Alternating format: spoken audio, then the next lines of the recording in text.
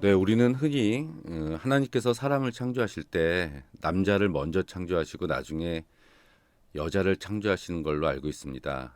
근데 저희가 뭐 조금만 주의 깊게 성경을 읽어보면 남자와 여자는 순서대로 창조된 게 아니라 동시에 창조된 것을 우리는 찾아볼 수가 있습니다.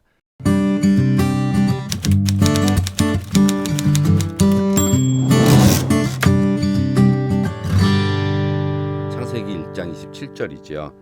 하나님이 자기 형상 곧 자기의 형상대로 사람을 창조하시되 남자와 여자를 창조하시고, 하나님의 형상을 따라 사람을 창조했는데 남자를 창조하고 그 다음에 여자를 창조하신 게 아니라 남자와 여자를 형상에 따라 같이 창조하셨다, 이렇게 말씀을 하고 계십니다. 요게 창세기 1장 27절 말씀이고요. 제가 지난 시간에 창세기 2장 4절을 전후로 해서 그 앞과 그 뒤에 하나님의 창조에 대한 이야기가 두 가지가 나온다고 말씀을 드렸었는데요. 2장 4절 이하에 나오는 창세기 2장의 그 하나님의 사람 창조를 보면은 우리는 더 자세히 알 수가 있습니다. 두 번째 창세기인 2장 4절 이하의 말씀을 보면 처음에 하나님께서는 사막 가운데서 하나님이 나타나셔서 그 사막에서 강이 나오게 해서 그 땅들을 하나님께서 이제 적시셨다, 이런 표현이 나옵니다. 그리고 나서 이제 사람을 창조하셨는데, 이것은 창세기 1장에 나오는 창조 기사하고 공통되는 점이 있습니다. 그것은 바로 땅이라는 건데, 바로 사람이 살 수 있는, 사람이 거주할 수 있는 그런 장소를 하나님께서 먼저 만드셨다는 사실입니다. 이 창세기 2장에서 그런 사람이 살 수 있는 환경을 조성하시고 난 다음에 하나님께서 제일 먼저 창조하신 것이 사람입니다. 그것이 2장 7절 말씀이죠. 여호와 하나님이 흙으로 사람을 지으시고 생기를 그 코에 불어넣으시니 사람이 생명이 된지라.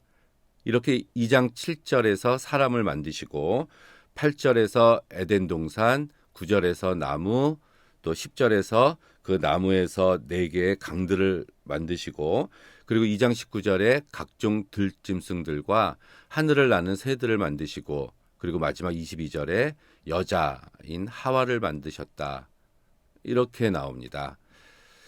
창세기 1장에 나오는 순서와는 다르죠. 그렇다면 두 가지의 창조 이야기와 순서가 존재하는 건데, 이렇게 다른 점은 제가 다음 시간에 말씀을 드리도록 하겠습니다. 아무튼 뚜렷한 차이점은, 이제 1장에서는 하나님이 빛을 만들고 또 바다와 또 이제 하늘을 만드시고 또 육지를 만드시고, 그리고 나중에 제일 마지막에 사람을 창조하셨는데, 2장에서는 사람을 제일 먼저 창조하셨다는 것이 가장 큰 차이점입니다. 이렇게 하나님께서는 이제 창조를 하시고 났는데, 그 사람을 창조하시고 나서 하나님이 이 세상을 창조하신 것은 다 좋았다고, 심히 보시기에 좋았다, 이렇게 말씀을 하셨습니다. 그런데 하나님이 보시기에 좋지 않은 것이 하나가 있다고 말씀을 하셨는데, 그것은 아담이 혼자 있는 것을 하나님이 보시고 좋지 아니하니, 사람이 혼자 사는 것이 좋지 아니하니라는 말씀을 2장 18절에 하십니다.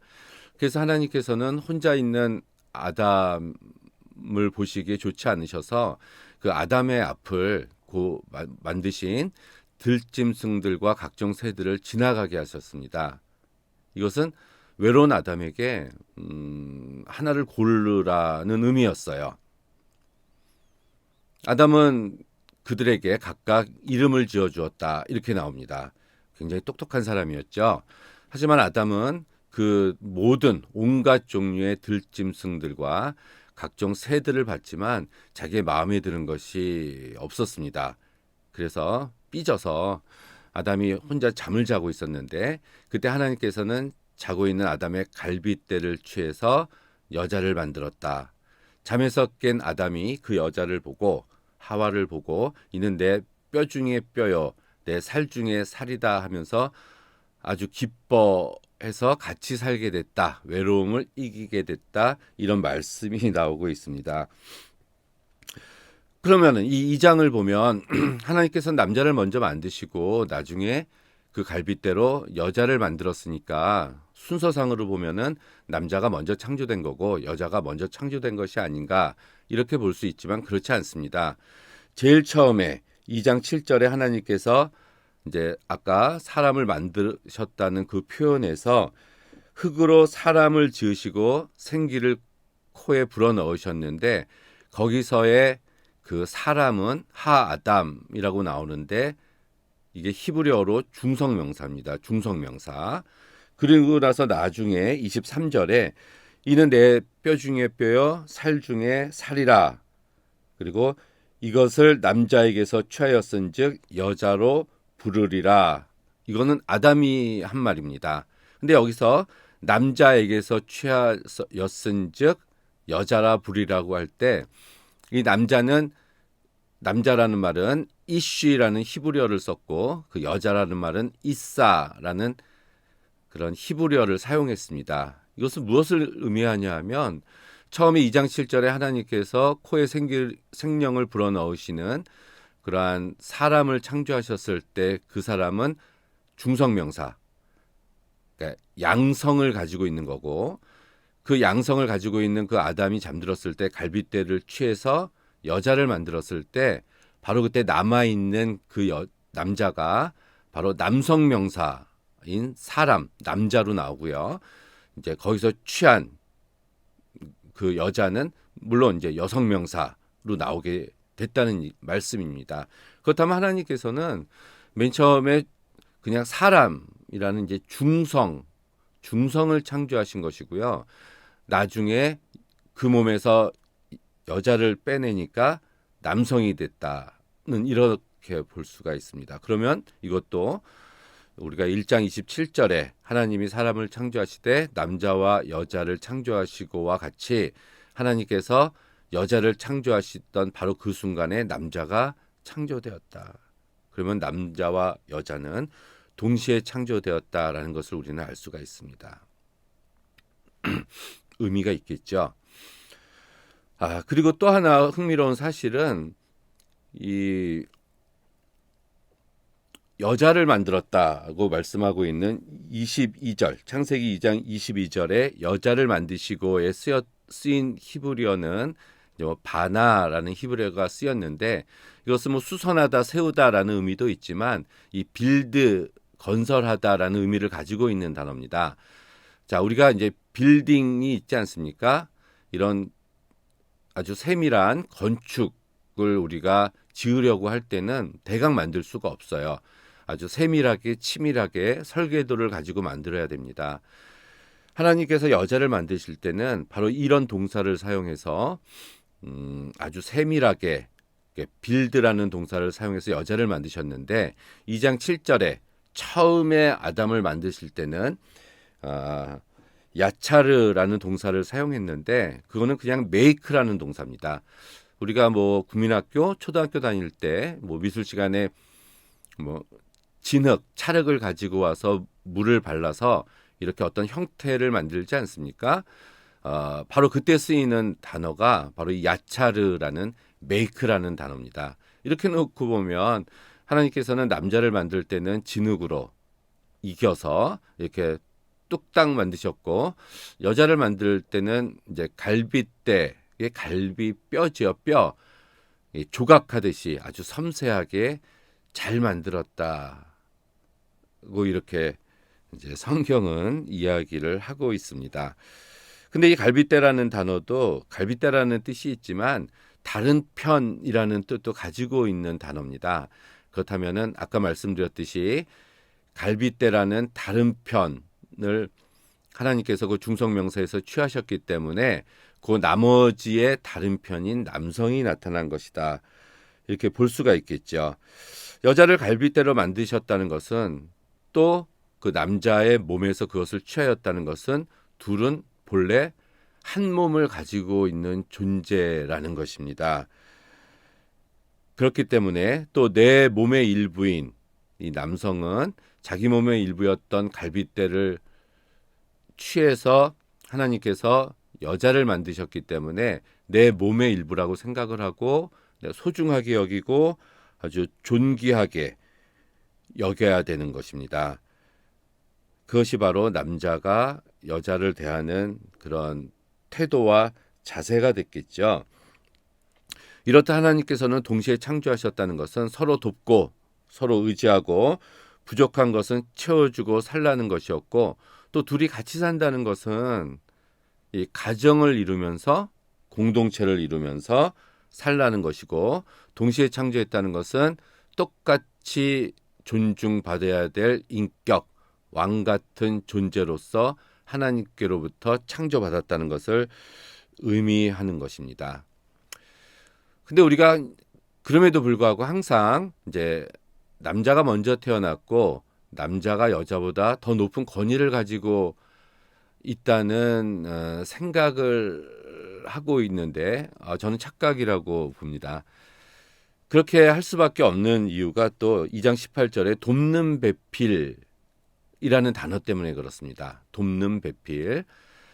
아담에게 돕는 배필을 만들고자 하셔서 이제 여자를 창조했다, 이런 말씀인데요. 그러면은 여자는 남자를 도와주는 역할로 하나님께서 미리 작정하시고 창조하신 것인가? 근데 그렇지 않습니다. 우리나라 말로 돕는 배필하면 돕는이 형용사고 배필이 명사가 돼서 그렇게 생각할 수가 있지만, 이것도 우리가 원어를 꼼꼼히 따져보면 그렇지 않다는 것을 발견을 할 수가 있습니다. 우리에게는 돕는이 형용사고 배필이 명사지만은 히브리어는 오히려 반대로 배필이 형용사고 돕는이 명사로 쓰여져 있습니다. 배필이 네게드라는 형용사고요. 돕는은 에제르라는 이제 명사인데, 이 배필에 모모처럼, 모모같이라는 전치사가 붙어서 그를 마주보는 것처럼 돕는 자 또는 겨울에 비추어진 자기 모습, 한마디로 말하면 동등한 협력자라는 뜻입니다. 어느 누가 다른 이에게 종속되는 관계가 아니라 위아래 상하 관계가 아니라 동등한 협력자, 서로 마주보는 관계, 거울에 있는 비추어진 자기의 모습을 보는 것과 같은, 거울에 비추어진 자기의 모습은 곧 본인을 가리키는 게 아니겠습니까? 그러면 동등한 존재, 같은 인격을 가지고 있는 존재라는 얘기겠죠. 돕는다는 말을 강조해서 어느 한쪽의 희생만을 우리가 요구하는 것은 성서적이지 않습니다. 남자와 마찬가지로 여자도 하나님의 형상대로 똑같이 창조된 자이고 동등한 존엄성과 인격을 갖추고 있기 때문에 그렇습니다. 그리고 또 이 단어 속에는 성적인 이끌림이라는, 또 서로 평생 동안 그리워하는, 서로 바라는 이런 모습, 이런 성적인 이제 이미지까지 포함하고 있는 이런 단어의 뜻을 가지고 있습니다. 그 아담이 하나님께서 이제 모든 짐승들과 각종 새들을 지나가게 하셨을 때 아담이 선택하지 않고 이름만 지어준 것은 끌리는 대상이 없었기 때문에 그렇습니다. 다행이죠. 만약에 아담이 그때 뭐 참새를 선택하거나 뭐 곰을 선택했다고 생각해 보십시오. 그러면 아담의 동등한 협력자로서 그 곰이나 참새가 됐을지도 모릅니다. 하지만 아담은 그들을 선택하지 않고 이제 자기 갈빗대로 만들어진 여자를 선택했다는 것이죠.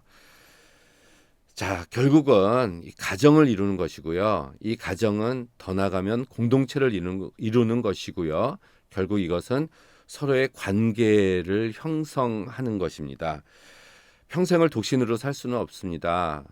물론 독신으로 살 수도 있습니다. 하지만 성경은 이제 아까 말씀드렸듯이 하나님이 모든 것을 창조하셨는데 심히 보시기에 좋았지만 혼자 사는 것이 좋지 아니해서 이제 동등한 협력자를 하나님께서 만드셔서 아담과 같이 하게 하신 이유는 이 세상은 혼자 사는 것이 아니라 다른 이와 관계를 맺고 서로 돕고 의지해서 살라는 것이고, 그것을 위한 하나님께서 주신 이 조직은, 축복해서 주신 조직은 바로 가정이라는 것입니다. 그래서 나에게 주어진 나와 같이 사는 사람, 나와 한 가정을 이루고 사는 이제 그 두 사람은 서로 존중하고 서로 신뢰하고 의지하고 또 사랑하고 아끼면서 소중히 여기고 사는 것이 하나님께서 사람을 창조하신, 또한 남자와 여자를 동시에 창조하신 하나님의 목적을 이루는 그 중요한 길임을 저희들은 알 수가 있습니다. 고린도전서 11장 11절 12절에 이런 말씀이 있습니다. 그러나 주 안에는 남자 없이 여자만 있지 않고 여자 없이 남자만 있지 아니하니라. 여자가 남자에게서 난 것 같이 남자도 여자로 말미암아 났으나 모든 것이 하나님에게 났느니라. 사도 바울도 고린도전서에서 이렇게 남자와 여자는 서로 동등한 협력자라는 것을 밝히고 있습니다. 아무쪼록 하나님께서 내게 허락하셔서 나와 같은 가정을 이루도록 해주신 내 남편, 내 아내 서로 아끼고 사랑하는 여러분이 되기를 간절히 바랍니다. 감사합니다.